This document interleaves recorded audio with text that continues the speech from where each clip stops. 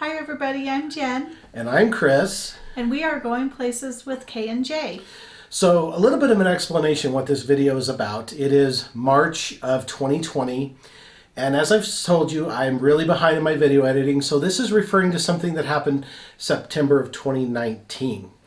And I got Ginny in here. I know you guys are sick of seeing me, so I got Ginny in here to help me create a timeline. Because the last video I put online yesterday was called The Calm Before the Storm. And what that's referring to is we were in Yokosuka, Japan, and there was a typhoon that was going to hit where we were, and we had to decide what we were going to do. So I think we were talking about it because we knew we had a trip planned to Kyoto. We had bullet train tickets, and we weren't really sure what we were going to do. So we were talking about it. We were thinking, well, if we're going to do anything, we had to decide the night before. And at that point, we thought we would just kind of hunker down. We went to the local 7-Eleven and got ice cream and alcohol, probably all of the bad things that you need to really hunker down. I think we had a little bit of water, but so we were just planning on doing that. Next day, I think it was when we were upstairs, on the 19th floor having breakfast. Right, so this would have been after I had been out looking at the bay and the videos from The Calm Before the Storm. And so we started seeing the Japanese Navy move out their aircraft carrier, their submarines. They were, tying them down pretty much. And so we thought, well, if the Navy's trying to move out ships and secure everything, we're like, maybe we should try and get out. The other thing I think we were concerned about is if we didn't get out, we'd be stuck there for a couple days because as it turned out, it did shut down train system and everything like that. Right. So, like Jenny said, very last minute, we actually started getting tickets together. We did not check out of our hotel. We literally threw some things in a bag. We had a go bag. Yeah, we had a small to-go bag. Got everybody together, and we literally hit the road. We were so, I wouldn't say frantic, but we were trying to get out of town, and things were kind of chaotic with us. The Japanese people didn't seem to be bothered. Yeah, surprisingly, there weren't a lot of people trying to get out because we didn't think we would be able to get on a train or anything. And honestly, we were able to change our train tickets and get a train out fairly easily. So yeah, it was actually very easy, but we didn't want to, try to endure the storm there in Yokosuka. And also, we wanted to try to continue on our Japanese vacation. So we thought it was just best to get out of town, and that's what we did. I did not record it. I was just so concentrated on we were just so concentrated on getting tickets, getting where we needed to go, and all of that I did not bother to record it. So there is a gap in the timeline. So we literally go from The Calm Before the Storm to Hiroshima. We were not sure we were going to be able to make Hiroshima on this trip, but the typhoon actually allowed us to do that. It gave us a place to go. And when we got to Hiroshima, the weather beautiful. Yeah. You would never know there was a typhoon happening. You would have never known there was a typhoon happening several hundred miles away. And that's the good thing about the bullet train. It's really cool. You will see some footage of that. I'm sorry there's not as much footage of Hiroshima and everything else. But this is kind of the backstory behind that. So for now, I am Chris. And I'm Jen. And we are going. I completely thought about now I would be giving you updates on the aftermath of how the typhoon went where we were staying in Yokosuka. But late yesterday, we decided to just get out of town and head inland. One of the places that I wanted to see is where we're at now. And seeing this, it just got incredibly very difficult quickly.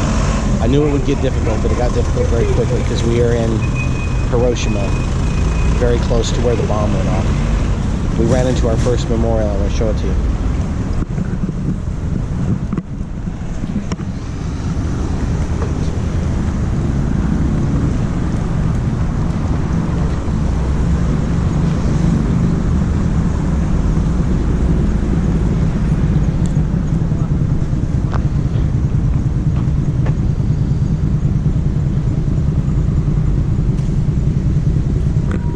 This was the site of a girls' school that was decimated says 301 people died right here when the bomb went off.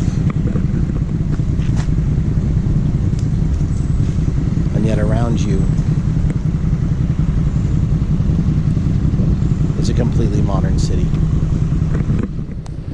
Quite honestly, it's eerie to say the least. I really don't know how this survived. It survived? It was here before? Yep. Yeah. Oh, wow. Interesting. I don't get it.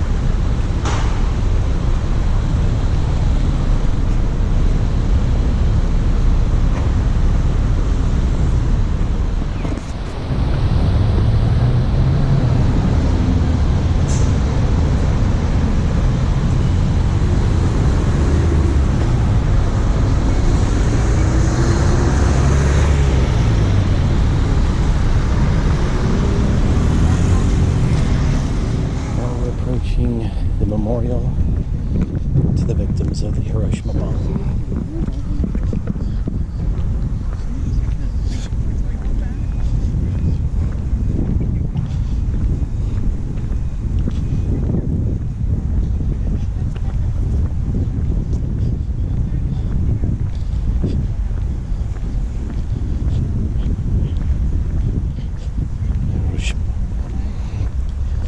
To quote Jaws, we had pieces of the bomb, the Hiroshima bomb. Something like that, at least.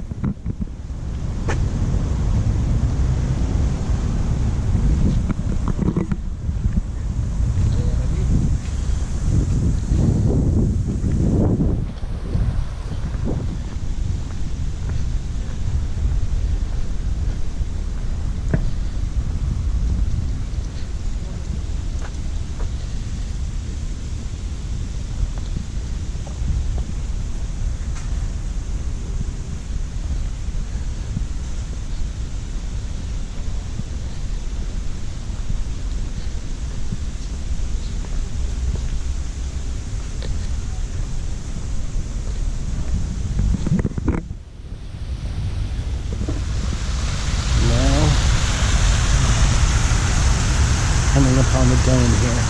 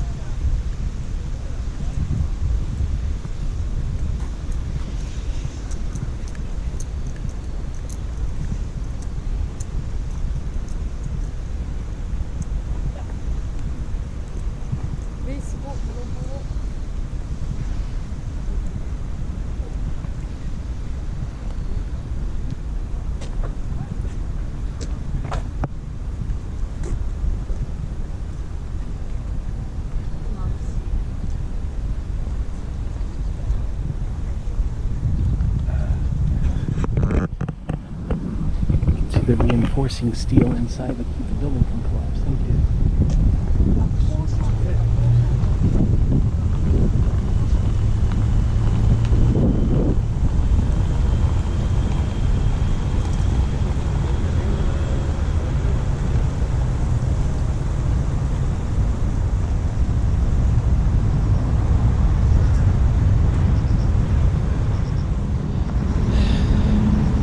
This location is absolutely sombering, but at the same time, you get the modern city in the background. You have people everywhere, obviously, coming to see this incredible historic site. Right on the river. Right on the river. Incredible place. This is why you travel. This is why you travel. Sometimes it's not the coolest thing to do. Sometimes it's not the point to be cool.